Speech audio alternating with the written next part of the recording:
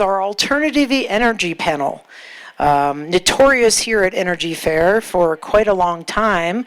We've got a great lineup, and our host is Mark Jacobi. Mark is a longtime Crestone resident, and in tandem with the Orient Land Trust staff, was responsible for maintaining the Hot Springs facility, which operates entirely off-grid and is profoundly affected by precipitation and visitor usage. Mark provided guided hydro tours, active research and educational campaigns that have inspired sustainable living practices for generations, forming a widespread community of tourists, locals, and environmental enthusiasts.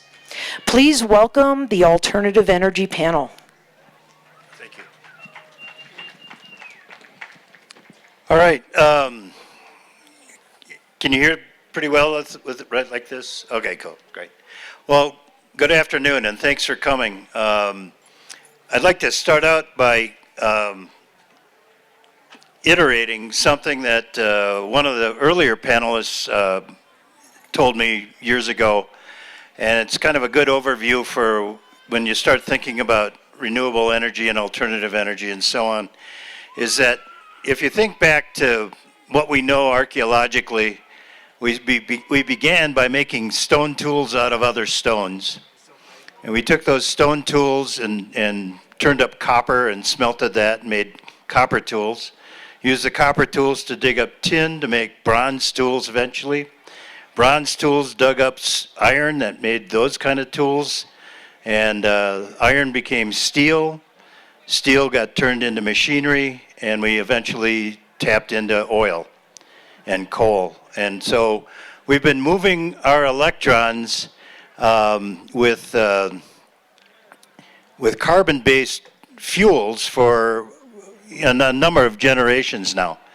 And we've seen that the downside of that is that there is a carbon footprint that is becoming a bigger and bigger footprint.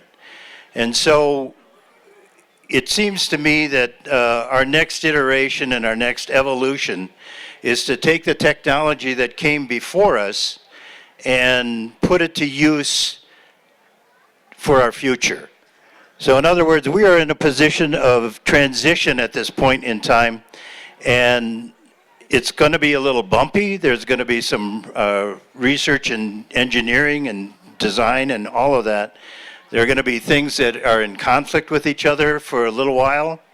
But if we keep in mind that the goal here is to keep the electrons moving that we happen to have discovered and that we've put into our service, if we figure out other ways to move those electrons, and well, if we do it right, we'll get to the next iteration, which may be beyond that point. Who knows? But at this point, it's the transitionary period. We've got alternative energy that is at our disposal. There's a lot of money out there right now that is supporting this next iteration. There's a lot of resistance from the oil and gas industry, as there always is. And it's not something that you have to take personally, but it's important to remember, in my opinion, that everybody's trying to provide a better life for most people, and that's to be applauded. Now, if we can do that a different way, a better way, a cleaner way, I think that if we can agree on that, we can actually move forward with a little less resistance from the companies that have made a lot of money over the years and probably are having a hard time letting go of that. And that's okay. I mean, it's just, this is if we look at it on a larger scale and not an adversarial way, we can, I think we can put our best foot forward and find better solutions to making our lives more comfortable to the point where we can approach a better future. So with that in mind, I'd like to put out who we have on our panel. Jan Rose is from Colorado Citizens for a Livable Climate, Energy and Climate Change, legislative analyst and spokesperson. Tom McCracken, raise your hand. There you go. Tom McCracken is our Saguache County Commissioner, currently developing solar facility regulations for Saguache County with the Planning Commission, part of that transition thing. Terry Daley, thank you, Terry. Electrical engineer and manager of San Luis Valley Rural Electric Cooperative that is pursuing grid upgrades to facilitate renewable energy, including hydro and solar in the San Luis Valley. And Christine Canaly is the director of the San Luis Valley Ecosystem Council, participating with San Luis Valley communities using public comments to educate about electrical grid and renewable energy transition since 2004, when the Colorado Renewable Energy Ballot Initiative was passed. So, without too much further ado, I'd like to flesh out that, Terry, if you would, Terry didn't have a bio ready for the thing, so if you could speak to your background a little bit, please. Sure. Yeah, I'm basically an electrical engineer by training, now in a management role at the REC. Kind of got into the utility world right out of college, just loved it. Kind of my niche, I guess. And I think anybody my vintage, newer, definitely has an interest in renewable energy if you're in this field. So different levels as you go. It did strike me that I'm probably the least alternative of the alternative energy panel here. I probably represent the establishment. Essentially, the REC, we're a wires company. We take the power from the generation to the end consumer. But that's really where a lot of these recent initiatives, I think, have come to be placed. And so the REC and XL, our counterpart, have a big role working with the consumer and trying to interface these pieces and make it all work. So we're interested, excited to see how this all pans out, and always watching to see what's new and coming around the corner. Yeah, and I think it's important to remember that at this point in time, most of us are relying on an infrastructure, like he said, wires. And so it's actually a good thing to have an engineer who understands how that all works to be part of this whole transitionary era. So thank you.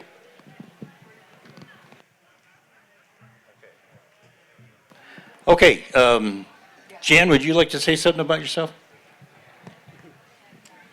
Hi, everybody. Thanks so much for having me up here. It's a beautiful day in a beautiful community in a beautiful valley. I'm an ex-Salida resident, so it was great to head over a few passes from the Front Range and get back to the flatlands in the high country. I work exclusively on state legislation that affects climate, the environment, energy, and pollution. So that is all I do with my retired time. I spent my entire career in high tech, so I have a lot of experience in the evolution of things. I was there when a personal computer weighed 35 pounds. I was there when a battery weighed 14 pounds. I watched the birth of the computer age, and then I cashed it all in and went online. And that allowed me to move to Salida and get off grid and become an outfitter and work on websites and generally live the Colorado dream. And so when I came back down to the Front Range, I wanted to make a difference in our state and in our country because I'm a lifelong backpacker. And so my idea of a dream vacation is to be where there are no people, no sounds, no aircraft, you know what I mean? That's my idea of a good time. A cruise to the Caribbean is not my idea of a good time.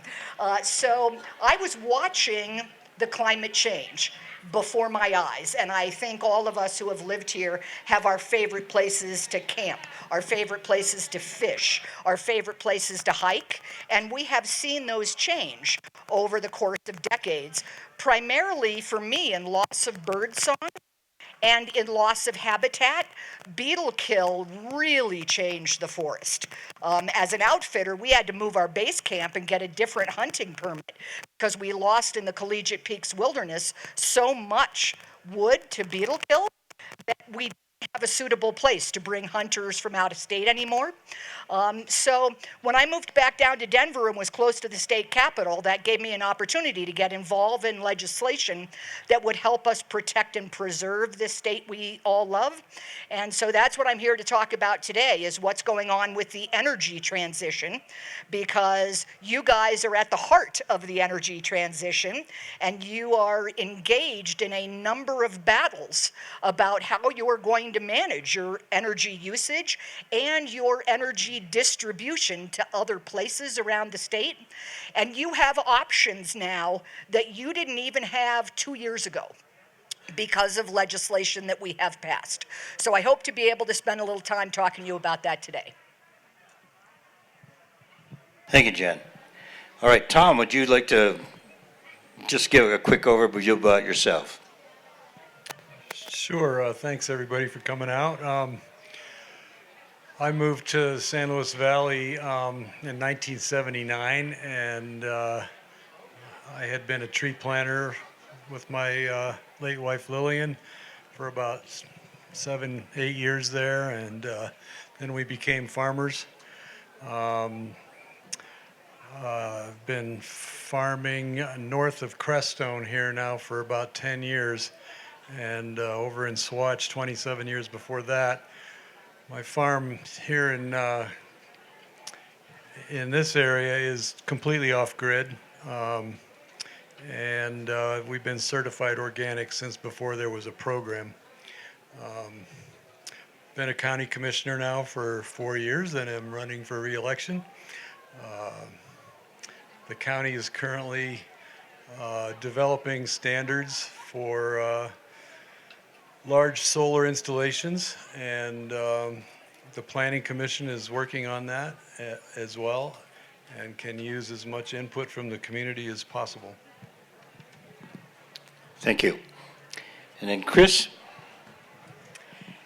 Yeah, I'm hoping I can be a bit of an orienteer today. First of all the stuff that we're going to be talking about, because it's a lot of stuff coming down the pike. There's 25 copies here if people want to take a paper copy. There's also a sign-in sheet. If people just want to sign in, you can get it all electronically. But there's a lot happening. Colorado has been very aggressive in acquiring a lot of the infrastructure money. And part of that is tri-state and transmission, which Terry and the Rural Electric Co-op work with, just secured, along with 2 other co-ops, almost $1 billion, billion, to retire 2 coal-fired power plants and transition to renewable energy. Yeah. Jan was the center of a lot of that, making that happen. The Valley, and I'm sorry I keep bringing this tired old map, but this map is really important. It's literally all the sensitive resources that have been mapped in the Valley, with the golden diamond, which was basically identified in the 1970s. And everything within that golden diamond has some of the highest radiation potential in the Southwest. The Southwest. Solar radiation. What did I say? You said radiation. Oh, solar radiation. Well, I think we're all feeling it right now. But it is radiation, and it's big time. And why? Why is that? Well, because we're at 7,500 feet above sea level. It's cool at night. So it's optimal conditions for solar and solar panels and being able to convert that energy. So that's why solar companies are interested in coming here. But there's an issue. We have 2 transmission lines coming in. So one of the things that this map does is it maps all the energy grid that exists right now in the valley on top of all these sensitive resources. So we've got 2 lines coming in, and these are all the center pivot irrigation systems. And then there's a proposal now that Alamosa County just received to study 3 transmission corridors to create redundancy and reliability in the valley. Because right now, the lines come in over Poncha Pass. So those 3 areas that are going to be studied is a transmission line going east to basically Walsenburg, going south to Ojo, and not quite sure yet whether that's going to be through San Luis or along Highway 285. But now we have a national monument, yay, in New Mexico. So that may change things. The other option is along Cochito Pass. So that's basically Saguache to Gunnison. Okay, I want people to understand the context of all this because it's going to be really important moving forward.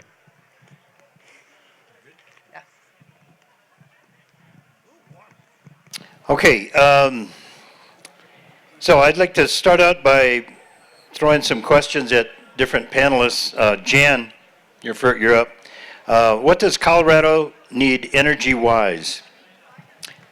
15 gigawatts for Colorado. We need 4.5 billion of new transmission built. Does that sound right? That sounds very low, like half as much as what we are planning for. Just yesterday, I read an article that Xcel is planning on 25 gigawatts. That's just Xcel. That's not Tri-State. And Xcel and Tri-State are the 2 biggest electrical suppliers. So what's happened in Colorado in particular is that in 2019, we passed a law that required that all energy on the transmission grid be 80% renewable by 2030 and 100% renewable by 2050. Because of investments that the state has made in wind and solar farms, we are going to reach 84% renewable electricity in Xcel's territory by 2030 and 89% renewable electricity in Tri-State's territory by 2030. That's 7 years from now. That is a huge amount of growth. A lot of that growth has taken place on the eastern plains, but there's 2 areas of really substantial growth that we have passed laws, and as a result of passing those laws, we have received in the last 12 months in the state of Colorado nearly $2 billion with a B to decarbonize and electrify the entire state. So we are swimming in Inflation Reduction Act money that is rolling out, in particular to environmentally vulnerable communities, and there are 19 of those in Colorado. Saguache County is one, Castillo County is one. There are several others, Rio Grande, Mesa, Delta, etc. So you guys are really at the epicenter of energy growth in the state of Colorado. But rather than doing what we're doing way out on the eastern plains with these 20,000 acre solar farms and miles of wind turbines, in the high country and in our valleys in particular, we are moving to a model of distributed energy resources. And in that way, we don't need to build giant 20,000 acre solar farms. We don't need to build utility scale solar because we can put enough residential and commercial solar on rooftops around the valley, on barns, on ag buildings. And we can hook together, if you know your RAP, there is a thing in the electrical community called NWA, which stands for something in the RAP world, but in the electrical world, it stands for non-wires alternatives. And that means you don't need a big transmission line. You can hook together a whole bunch of off-grid resources and make a microgrid. And the microgrid can tap into the main grid to deliver extra power that you're not using. And it can also shut itself off of the main grid and run all by itself.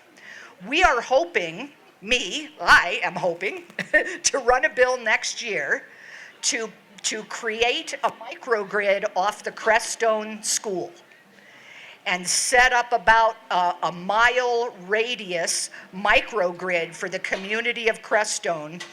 And we passed a law in May that allows you to put 200% of the electricity that you use on your roof or in your yard or wherever you want to put your solar panels and sell that excess electricity back to the grid at wholesale prices. So you can actually make money.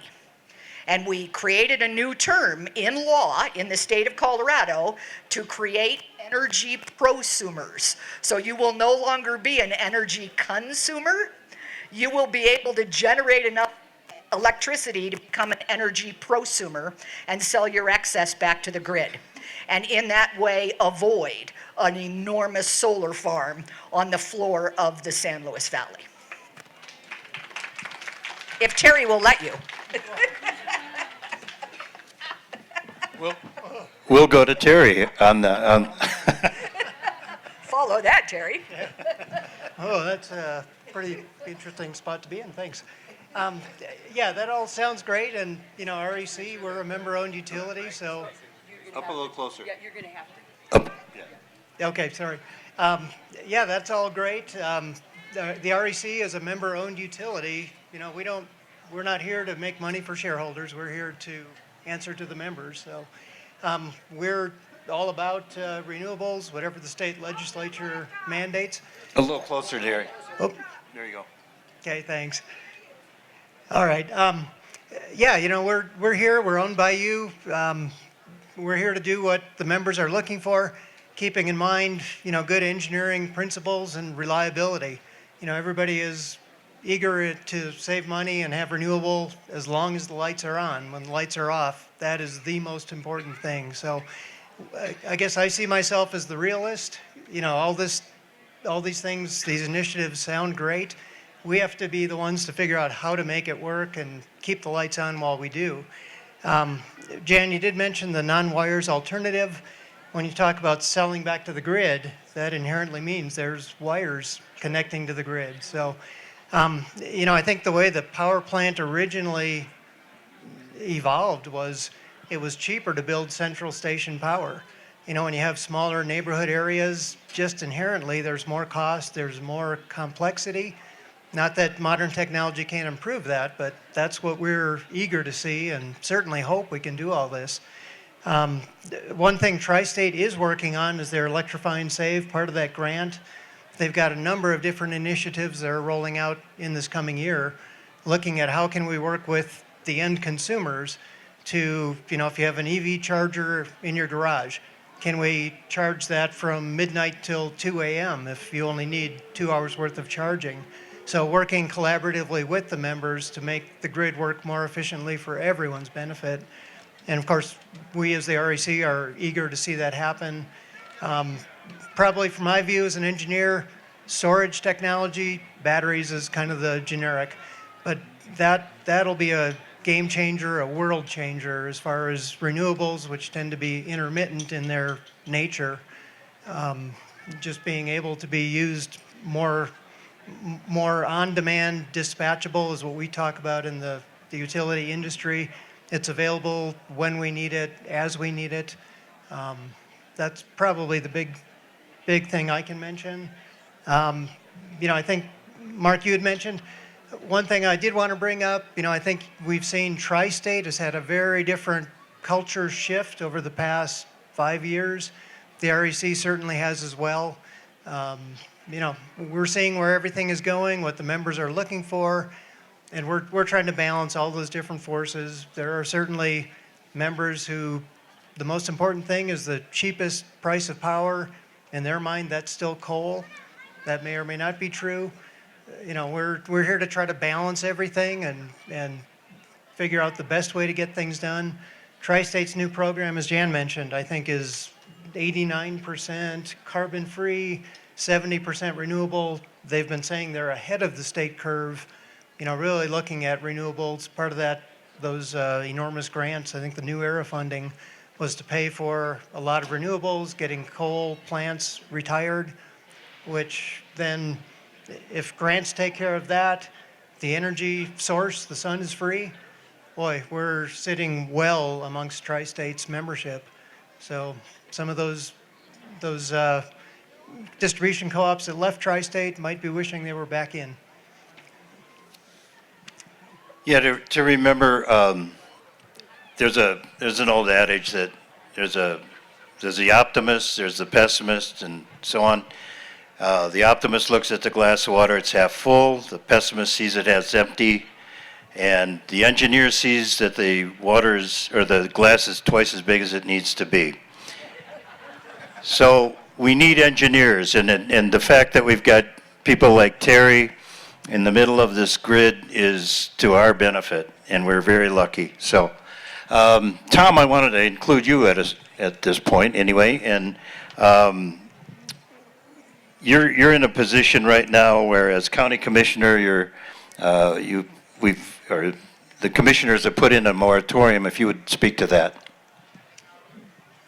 So a number of counties in the state have done the same thing, as there's just an onslaught suddenly of applications to put in large-scale industrial solar. We were totally unprepared with our land use regulations and our 1041 regulations, and our institution of a moratorium in no way suggests that we're anti-renewables. We just want to protect the health, welfare, and safety of the residents of Saguache County by thoroughly vetting these proposals, and some of the things that are going to be considered, and I can't say that this is what we're going to put into law, but the Planning Commission is right now considering things like setbacks, proximity to transmission lines, height restrictions, noise limits, view corridors, wildlife corridors, protection of water resources. Remediation is a huge one. These plants eventually use their usefulness and will have to be dismantled. And if that money's not available to do that, we're in big trouble. And we do the same thing with marijuana grow operations. We require a remediation bond. And we're definitely looking seriously at requiring bonding requirements to make sure there's enough money at the end of these useful lives of these projects that we can restore the land back to its original state. Power purchase agreements. We don't want big scale projects going up if they don't have an agreement to sell that power. Storage. We're concerned that the energy may not be used here in the San Luis Valley. It's going to be exported.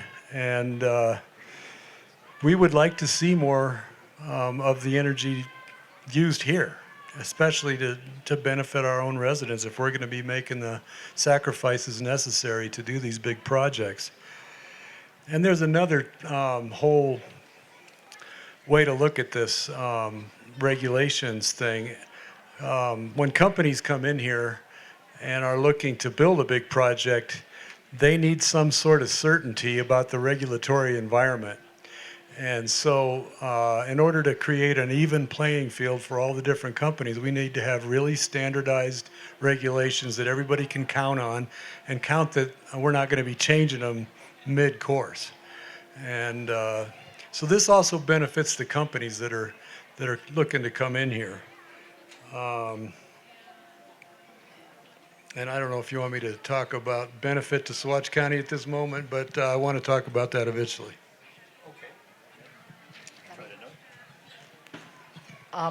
The state recognizes that every county's topography is different, its population is different, its business makeup is different, its access to water resources, its sun exposure. Everything, because of how varied the state of Colorado is unique. So we passed a law that went into effect in July where the Energy and Carbon Management Commission, which used to be the Oil and Gas Commission, but we outgrew oil and gas. So we changed the whole mission, and they're no longer the Oil and Gas Commission. Now they run carbon capture and geothermal and solar and wind and everything. They are going to provide technical assistance for any county that requests it to help them work on renewable energy regulations.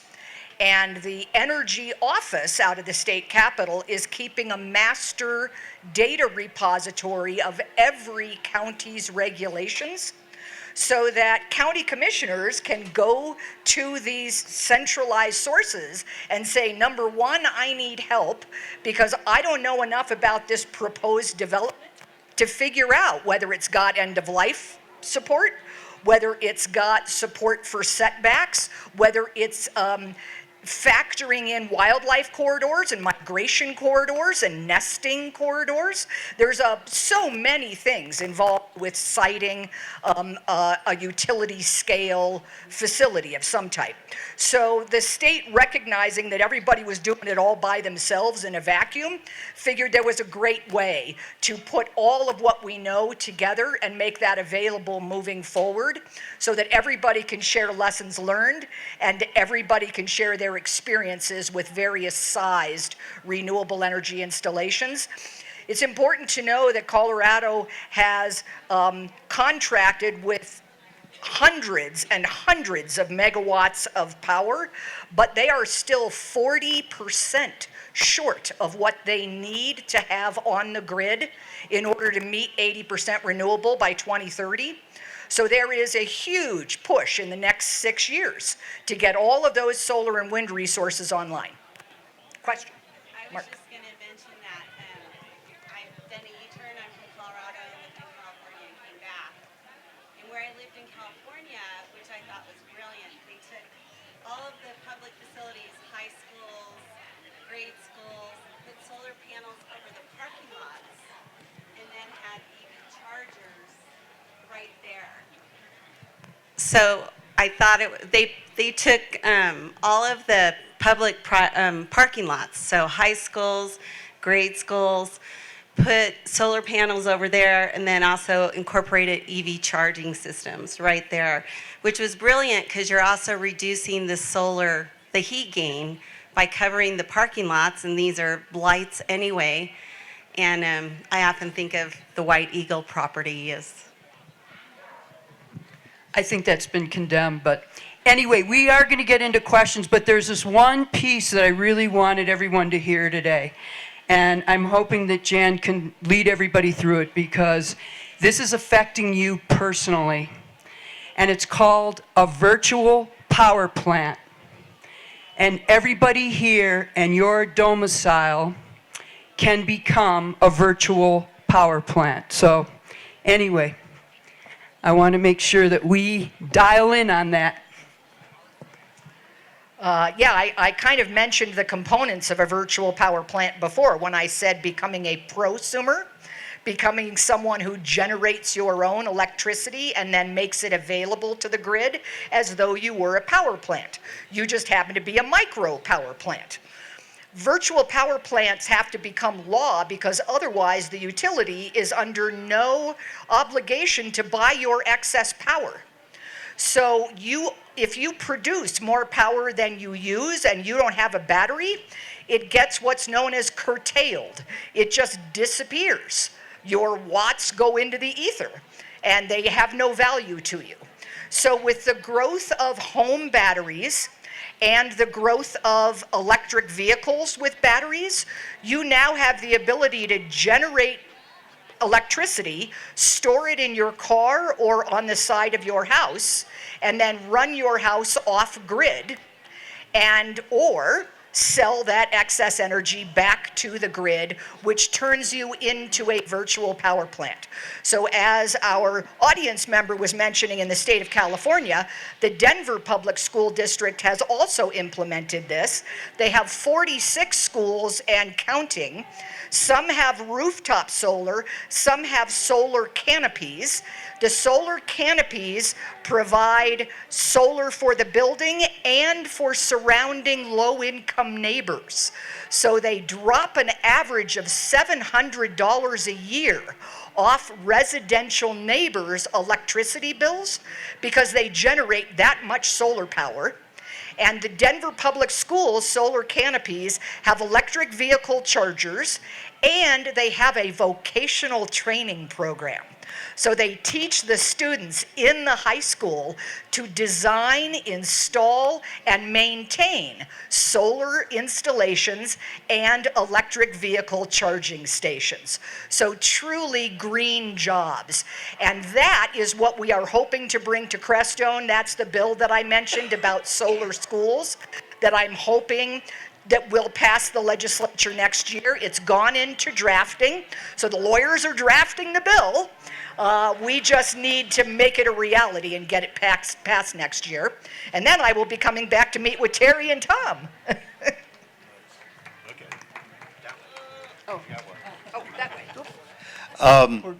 Let's see, Terry, do you want to speak to something? Yeah, actually, Jan, I think that's a great move, focusing on schools. Public buildings, I think, is terrific. Virtual power plant can be two things. Number one, just the load control, just the traditional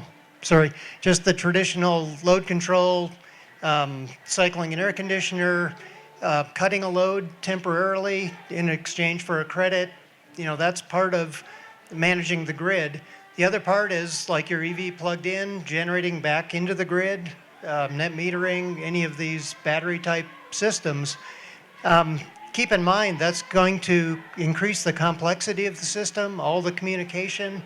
And I think public buildings are a great place to start because we can educate students, people, how this all works, get training, and it's a bigger load than when we get down to the individual residences that are, fairly small compared to a school. But then within the residence, we also have the concern about data security. If we're tied into your home thermostat or looking at your EV or monitoring your solar net metering, the solar panels on your house to generate back into the grid, there's understandably some privacy concerns. Think back to the smart meters. When we rolled those out, we definitely got some pushback in some areas.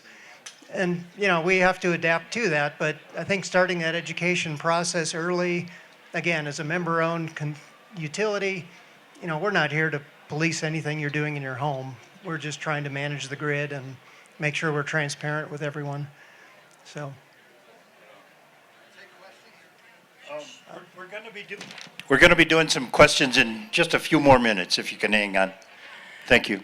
The reason that I brought that up as it was an aha moment for me, and I think that, in terms of the environment, I have my Subaru from 2002. It's got 350,000 miles on it.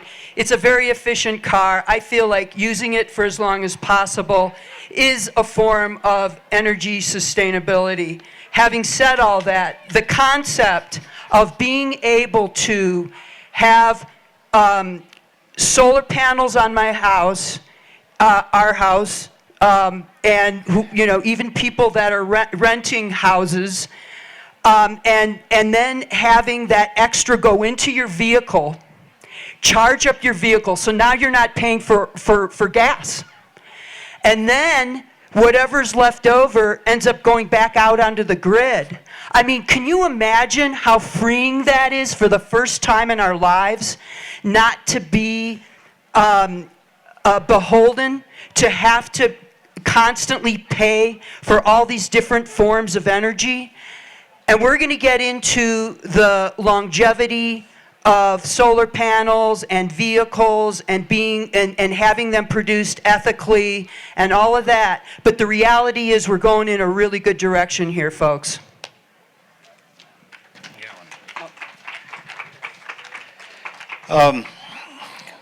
We're good till what time? You're up for election, dude. Say something. Okay, Tom, I think you wanted to bring up something a little earlier. Let's give you a chance now. Okay, well, I'd like to highlight, first of all, a couple things that the county has done in the last couple of years. we were able to install at no cost solar panels on our Blue Waters Hacienda's affordable housing project in Saguache, and that is now selling power back to the grid.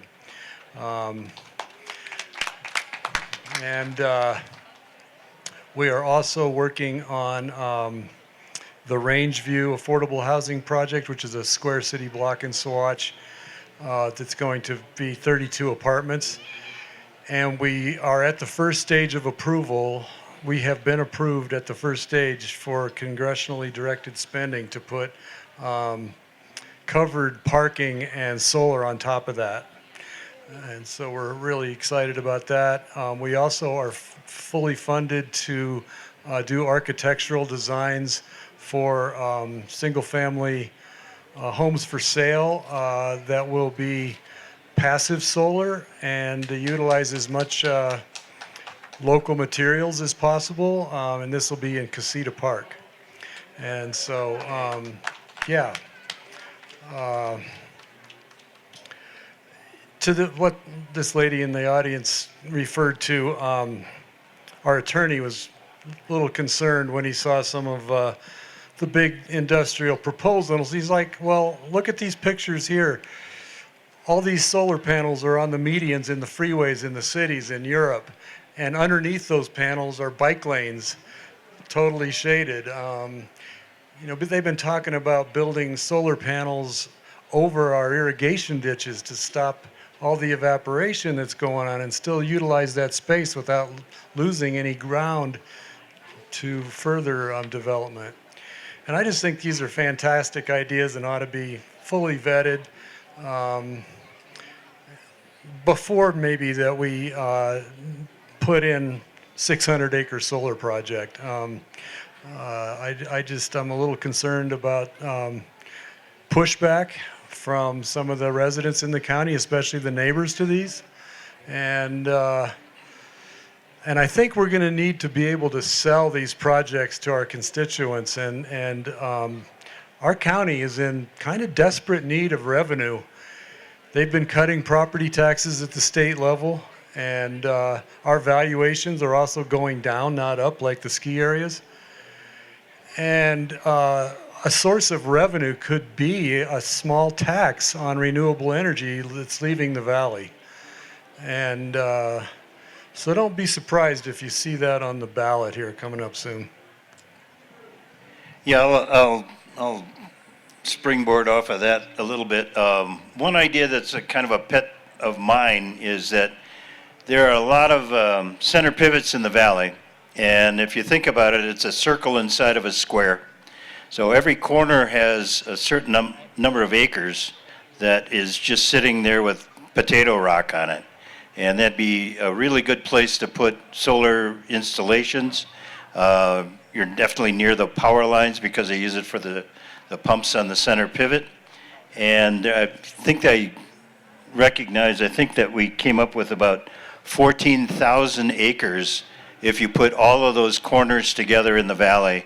That's a lot of acreage just for solar panels. So that's another way to look at some of this. So you got your own mic, man. My own mic. On that topic, last year, Senator Cleve Simpson, state senator from Alamosa, and a senator from Denver, passed a bill for agrivoltaics, co-locating solar panels with crops and also with livestock grazing. So we'll be putting our first elevated solar panels over a peach orchard in Mesa County to protect the peach trees from those late spring frosts and those early fall frosts, but particularly late spring, that'll wipe out the buds. We are putting solar panels over feedlots because those poor cattle getting ready to market are just sitting out on the eastern plains frying under the sun. So we're putting solar panels over those feedlots. Mesa County has a sheep grazing operation that's getting solar. I don't know if you've ever seen the photographs of all the sheep. When a wind turbine blade is stationary, all the sheep gather along the shade under the turbine blade. As we get hotter summers, livestock are seeking shade. And the agrivoltaics bill also includes aquavoltaics. The town of Walden put their solar panels on their reservoir, and it reduced their evaporation loss by 20%, automatically cooled the panels on the underside, which makes them more energy efficient because they're sitting on top of water instead of, for example, an asphalt roof, and supplied the electricity for all the municipal buildings in the town off the solar panels. So a real win-win situation, and that's another example of a microgrid. We have 16 microgrids currently running around the state, and we are looking to implement a lot more so that we can really pursue this distributed energy concept. I'm going to keep you with the microphone for a second, Jen. What legislation is in our state legislature right now that we need to be aware of, and what has been passed recently of significance? There's a whole website devoted to that because I have to keep it updated every single week while the legislature is in session. So how it relates to us as individuals with homes, there is currently a federal tax credit, a 30% discount for solar panels, and the utility companies are matching those solar panel discounts, so you can get solar panels installed for free, and again, you can, rather than putting 100% of what you use, you can put 200% of what you use, and once they hook you up to the grid, you can sell that excess solar back to the grid. So those are important bills. We've expanded a whole bunch of community solar so that you can set up a very popular place to put community solar is on your landfill, because you always have a bunch of fallow land that you're, decomposing. That is a great place for solar panels, and they can help power community buildings, municipal buildings, schools, libraries, rec centers. We passed a decarbonization set of tax credits. So in addition to the federal tax credit of $3,000 off an air source heat pump or a ground source heat pump, the state will match a ground source heat pump with an extra $3,000 off and $2,000 off if it's an air source heat pump. So what we would commonly know as a two-way AC, a heat pump that also does air conditioning, has a big box that sits outside your house, or a mini split that has a duct that comes into your wall. So those have both federal and state tax credits, but the best tax credit of all is electric vehicle purchases. The federal government is offering $7,500 off the purchase price of an electric vehicle if the battery components are made in the United States, Canada, or Mexico, or another free trade partner, because we don't want to be getting our battery components from Africa. We do not want blood diamonds making EVs, if you will. So you can get $7,500 off an American-made car, and there's a bunch of VWs and Kias and Audis and things like that that are made in America, and the batteries are made in Canada or Mexico. So $7,500 off of that. Then the state tacked on an additional $5,000 off any all-electric or plug-in hybrid vehicle. So that's $12,500 off. If your existing car is 2012 or older, they will give you $6,000 to trade that car in for an EV, so that's $18,000 off. And if your car is a Tesla Model S or a Chevy Bolt, an under $35,000 car, they give you an extra $2,500 off. So that is $19,500 off the purchase of an electric vehicle now through the end of the year. The vehicle exchange program, the $6,000 trade-in program, was so popular that we ran out of money and just budgeted $9 million more just to carry us now till the end of the year. So these are going so hot down on the Front Range that you can buy a Nissan Leaf, which has 150-mile range, for $20 a month for a 2-year lease. Because the dealerships have all been paid money, $600 to be exact, to process your state and federal tax return to give you that credit right off the purchase price, right at the dealer lot. So, in addition to all of those electric vehicle incentives, there are 2 new features that help with distributed energy and becoming a virtual power plant. Electric vehicles are now being 2-way batteries. So not only do they take from the grid to charge your car, they return to your house, known as vehicle to load. So you can plug them in and they can act as a home battery. They can act like a generator. My friend who used to work for the National Renewable Energy Lab has a Hyundai Ioniq. And when the power goes out in Golden, his Ioniq can power his house until the next day for 9 hours off the battery on his Ioniq. The Ford F-150 Lightning has a battery that's called V2G, vehicle to grid, where it powers directly into the grid and again becomes a virtual power plant. So you can charge your F-150 Lightning, run all your tools to light up your calving operations, because calves are always born in the middle of the night in the farthest field from the barn, and power your tools and do your welding and all of this stuff off your F-150, charge it up on a sunny day, and sell your battery back to the grid at night with an F-150 Lightning. The F-150 Lightnings are so popular, they got about a 4-month backlog to get one, but it's a great next generation electric vehicle with about a 400-mile range, so it's a terrific buy. So that's an example of what's going on in the electric vehicle space. Okay, we've got about 25 minutes left in this session. I'd like to spend 10 minutes up here still, and then we'd like to have about 15 minutes of questions. So We could go sooner. we can go sooner too. Do you? Let's just go down the panel. Tom, do you have anything you want to add at this point?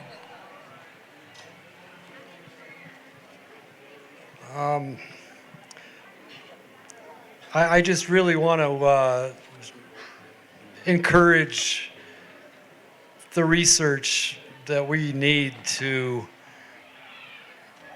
be able to do some of this alternative, maybe off the wall type of development rather than the large scale industrial. And one of the things that hasn't been mentioned yet is that we're drying up land because our aquifer is dropping so fast. And we've dried up like 40,000 acres so far. And each one of those circles, as Mark pointed out, has electrical capacity to it already. And so if we were to start putting some solar panels on those dry circles that the water's not going to come back to, we wouldn't have to build the transmission to get it back to the grid. So I think we need to take a serious look at that. Yeah, okay. I, as an engineer, made notes throughout the conversation. A couple of things I wanted to mention. Microgrids, there seems to be no consensus on definition. Usually, it seems like when it comes up, it's reliability based. It's something in the neighborhood. It can generate back into the grid, or during a big outage, it can power the neighborhood. in reality, a diesel generator on a school is a microgrid. Right. So, yeah, we have to be a little bit careful on when we throw these terms around, and, it's all kind of new discussion, so that's to be expected. The big transmission line that's being studied out of the valley, which would be a boon, I think, for the valley to bring large solar here, ship it out, bring revenue into the valley. Keep in mind, every one of those routes, there's 3 or 4 different directions. Every one has challenges, Forest Service, land trust, pushback from the community. These are beautiful areas. They are talking about building a transmission line through it.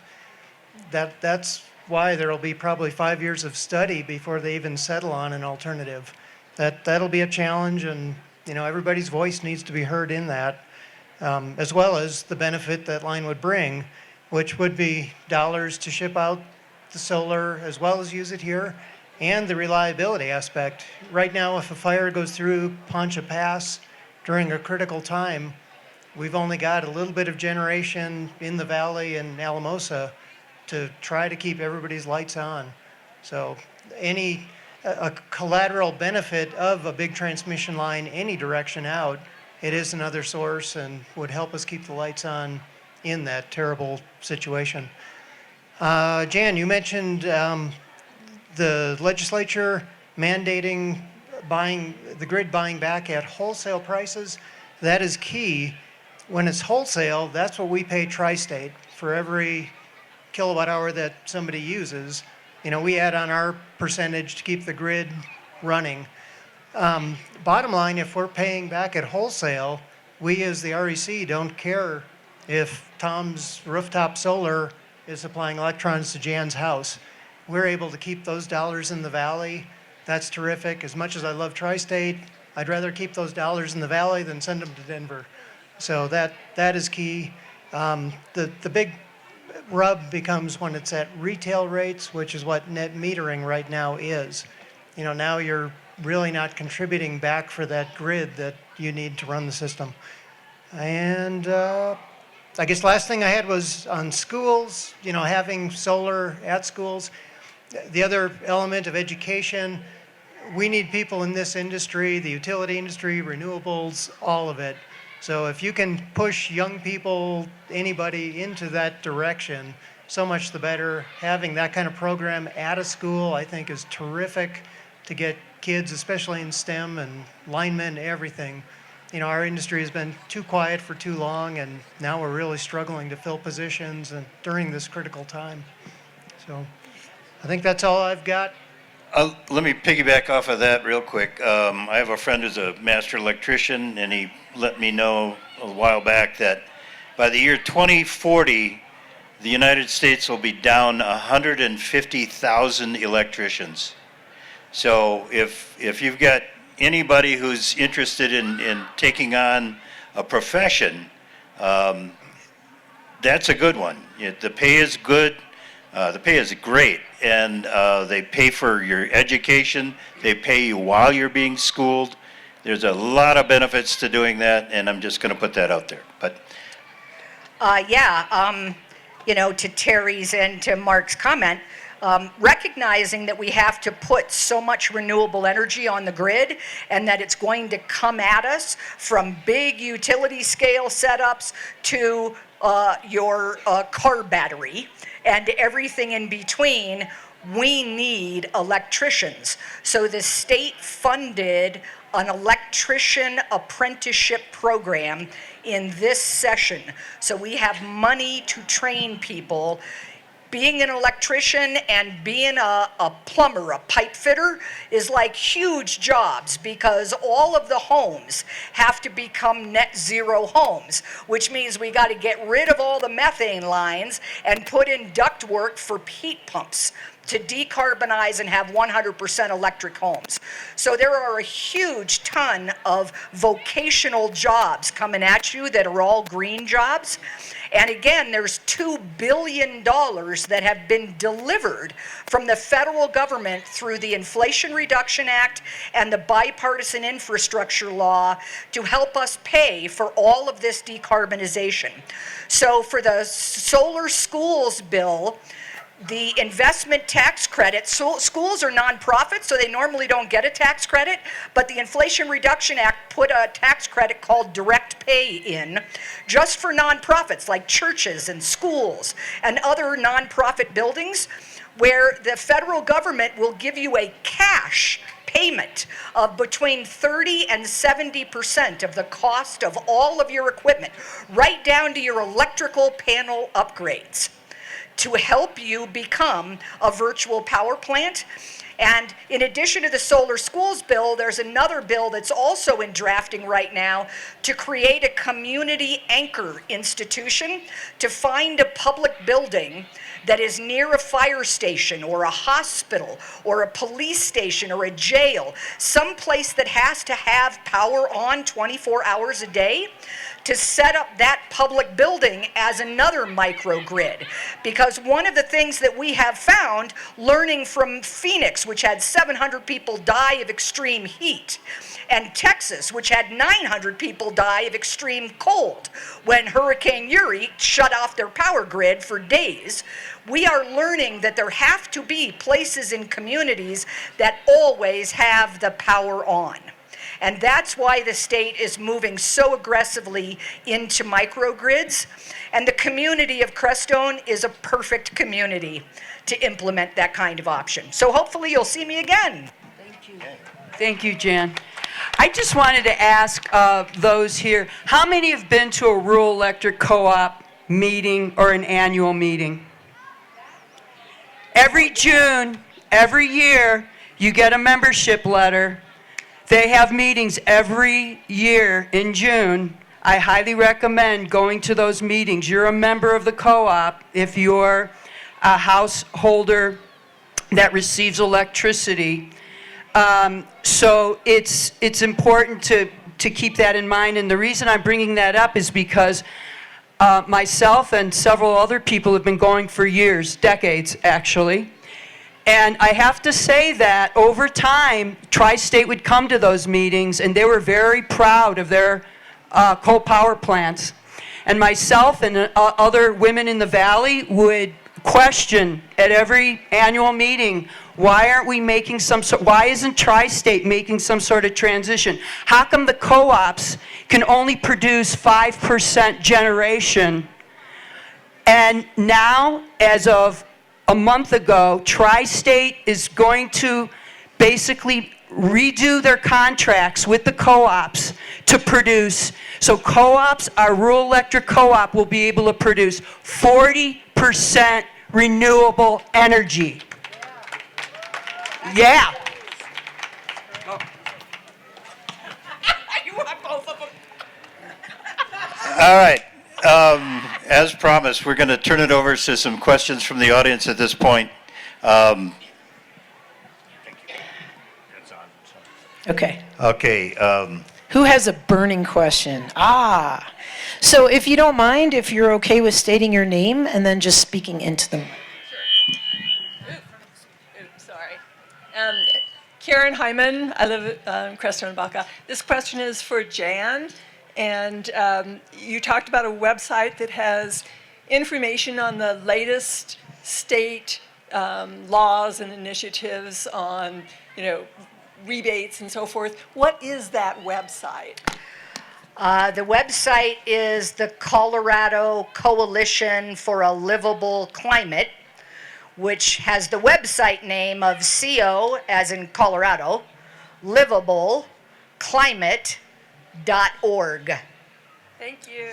That's the website that I produced. There's also a link on the handout. So if you want to come and pick up a handout or take a photo of the handout on your phone, there are the listing of the federal website of all the electric vehicles and which ones give you $7,500 off.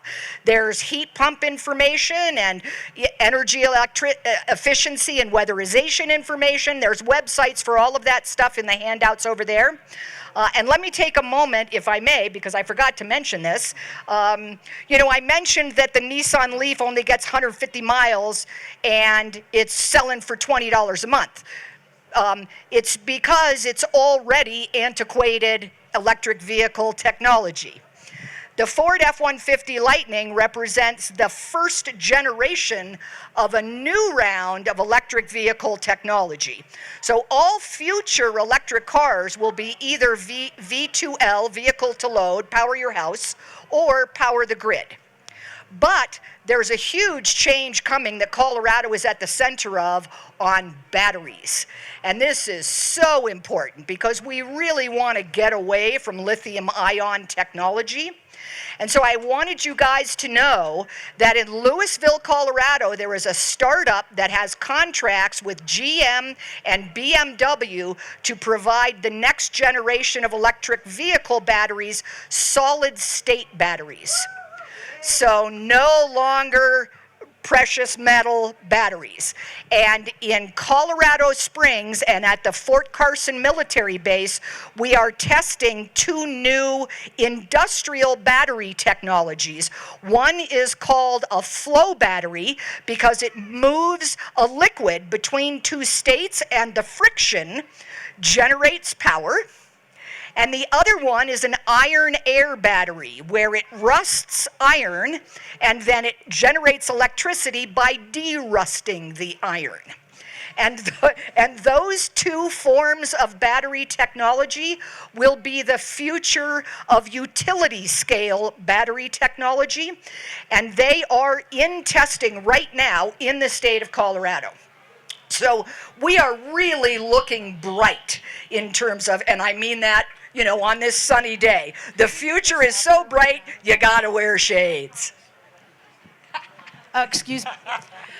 Also, you can go to the Rural Electric Co-op. They are offering a lot of incredible opportunities that you can sign up for, and at really reasonable rates, and do a lot of weatherizing, transition. It's really worth it to take a look at what's out there. Okay, I just want to say something. We'd love you guys to come up and get the materials, but we're still talking. So for the video, if you don't mind, just to the end, and we can just, so we can see what you're saying, it would be appreciated, because we are live, okay? Question? Okay. I'm curious, you mentioned feedlots and the solar panels, and I know in Japan they collect methane gas and use that as a power source, and I'm wondering if that's been looked into, because a lot of Colorado has that. Who's got a mic? Oh. Possibility. Several things to say about enteric fermentation, which is the fancy term for cow burps, because contrary to popular opinion, it's very popular to say it's cow farts, but the vast majority of methane comes out of their mouth. So there are a number of things, new food additives that reduce the amount of methane production in the gastrointestinal system by 85%. There's a bunch of work being done on that. There's also work on biodigesters that are being done in dairy operations. It's obviously inconvenient if you're a rancher because your cows are on the move. But where your cows are stationary, there is biodigesters. What's probably more important is that as we're speaking, we are underway for a landfill methane reuse program statewide, so that we can look at how to capture landfill methane and turn that into biofuels.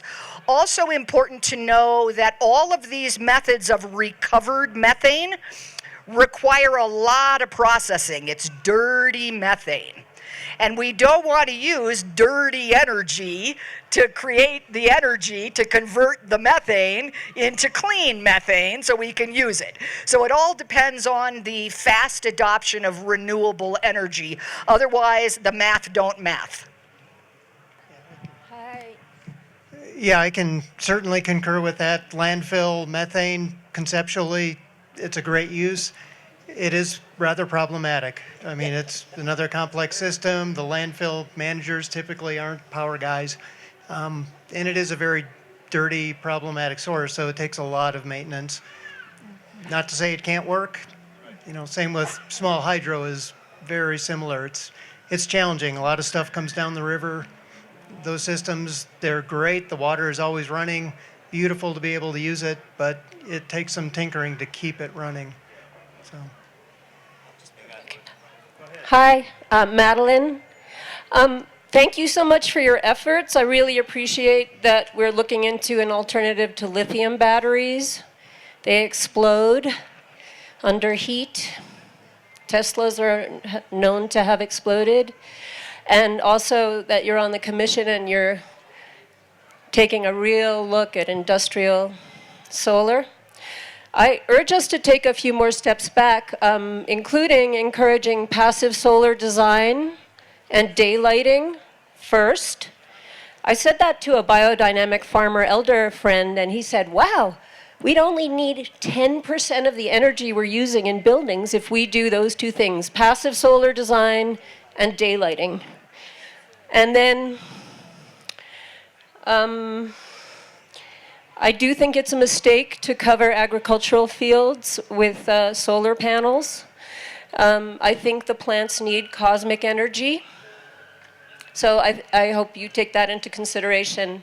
A huge solar plant, also from one hailstorm, hundreds of millions of dollars worth of infrastructure, one hailstorm destroyed in a moment.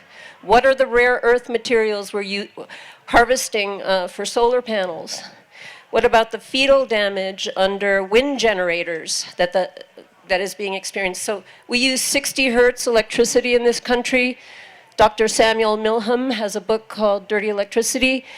Most countries use 50 hertz, so maybe we could consider switching to 50 hertz. It's much safer. There are a lot of low-tech things as a permaculture lover. I say let's go more simple, fewer moving parts. Every electric vehicle powering station that is being built along the roads could power 1,850 homes. So let's think about these things. If you haven't seen Power of the Humans, it's a great documentary. I mean, Planet of the Humans, produced by Michael Moore. Just a comment on agrivoltaics so people know. Agrivoltaics panels move, and they're very specifically designed to follow the sun. They're also designed for manual override because there are some crops, like strawberries, which do very well in morning sun and very poorly in afternoon sun. So you want to tilt the solar panels away from the strawberries in the morning so they're getting natural light, and then shade them in the afternoon so they're getting partial shade. And Jack's Solar Garden in Longmont is the Agrivoltaics Learning Center for the state of Colorado. They're supported by Colorado State, which I'm sure you know is our big agricultural university. And Jack's Solar Garden grows 29 crops under solar panels to try to figure out which ones do better under what kind of conditions.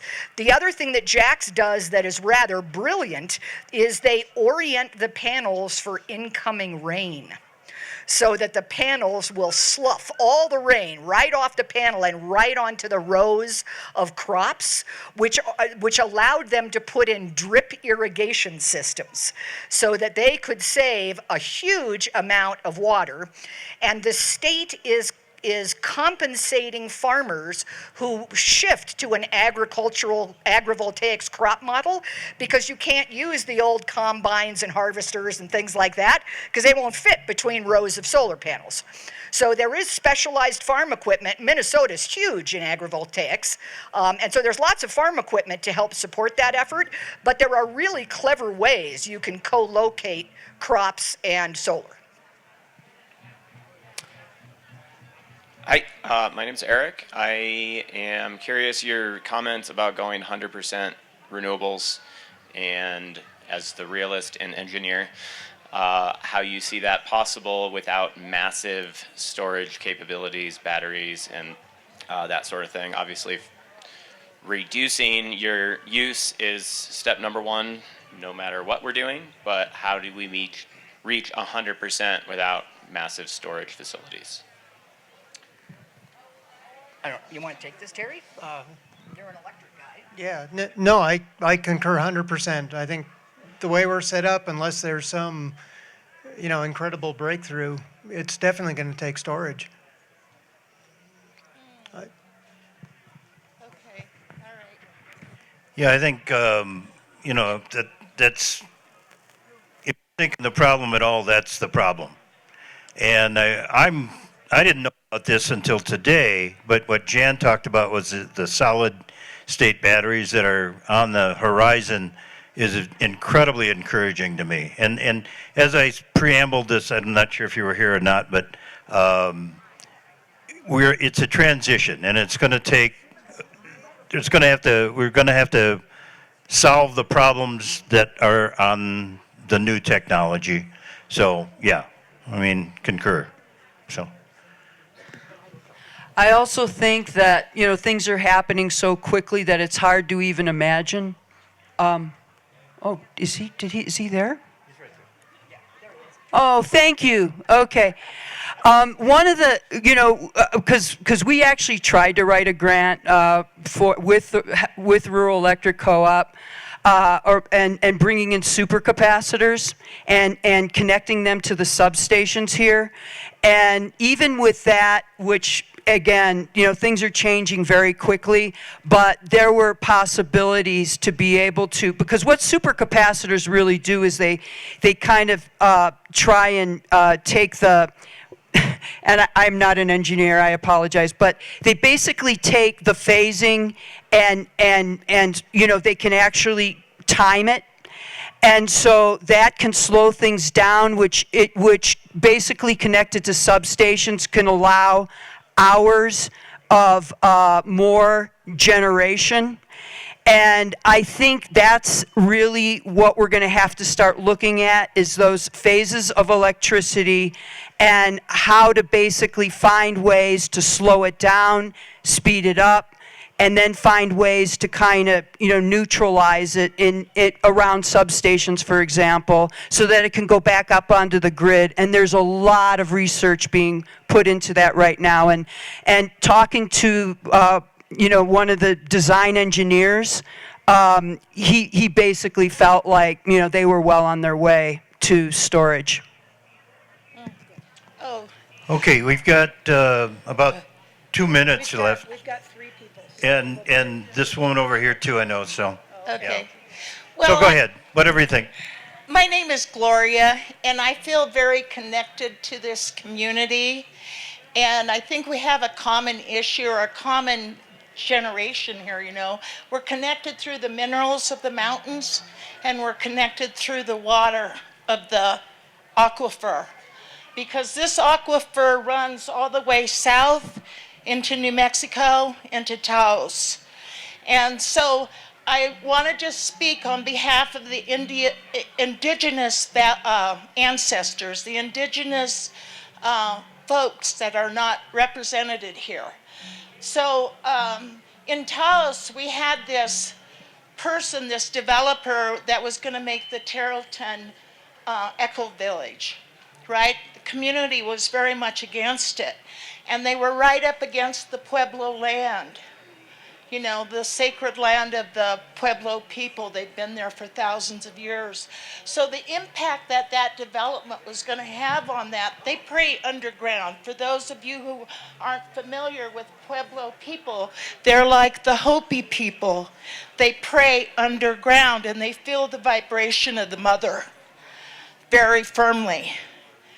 And so I just want to say that was voted down by the commissioners,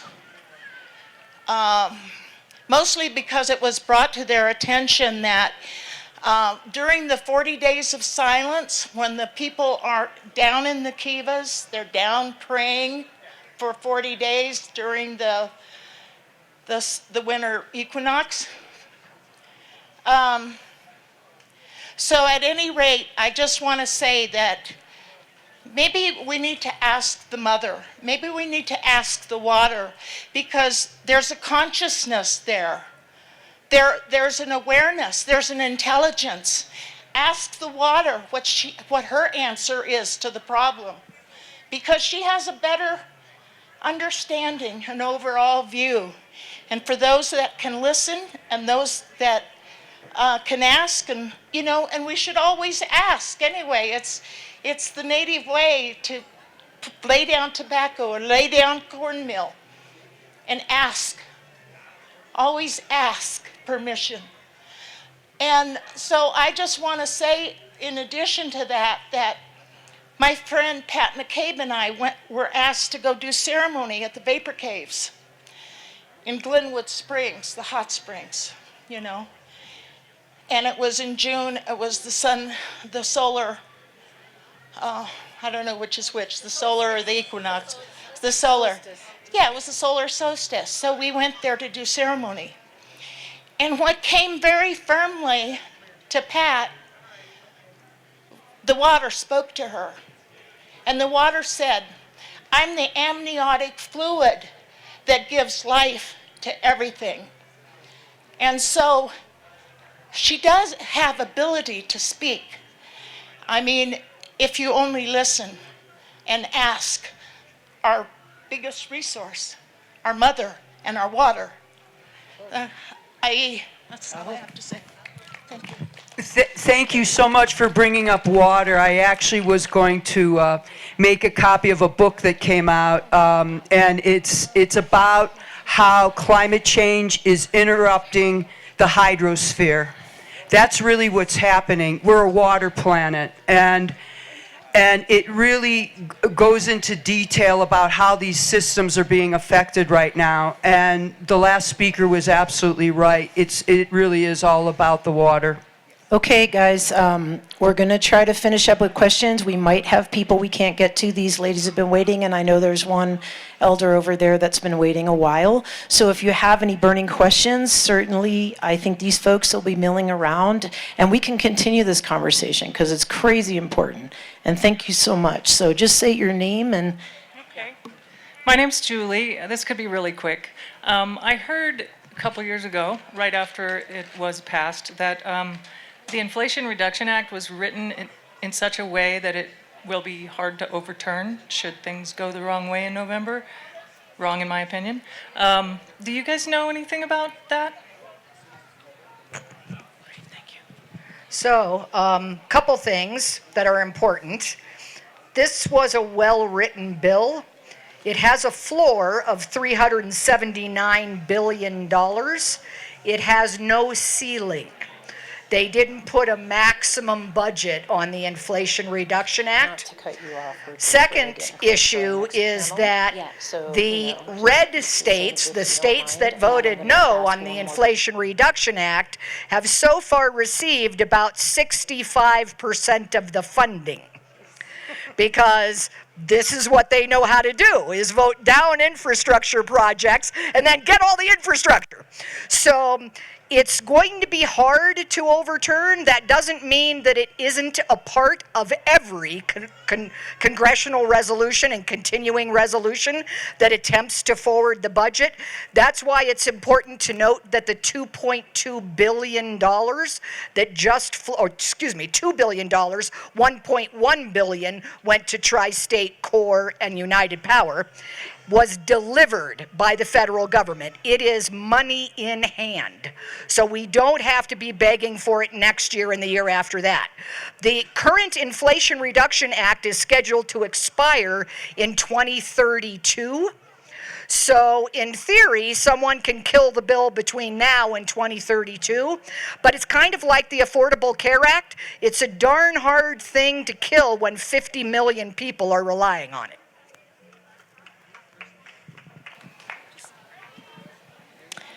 Hi, my name is Angela, and I'm an engineer and also an energy healer. And I just want to say that a lot of times I see things shut down before they're really vetted. And it's really important. The most important thing is not to just get an idea in our heads that something's not going to work, like agrovoltaics, to actually get the right people. And so get not only engineers, but indigenous cultures and everyone at the table to do that problem-solving effort. All right, so my question is actually for Tom, in the vetting process that you're going through right now, what are the biggest obstacles or needs to actually complete that vetting process in efficient time frame? Well, the moratorium lasts 6 months, so we're kind of up against a deadline there, which I think it expires like at the end of the year.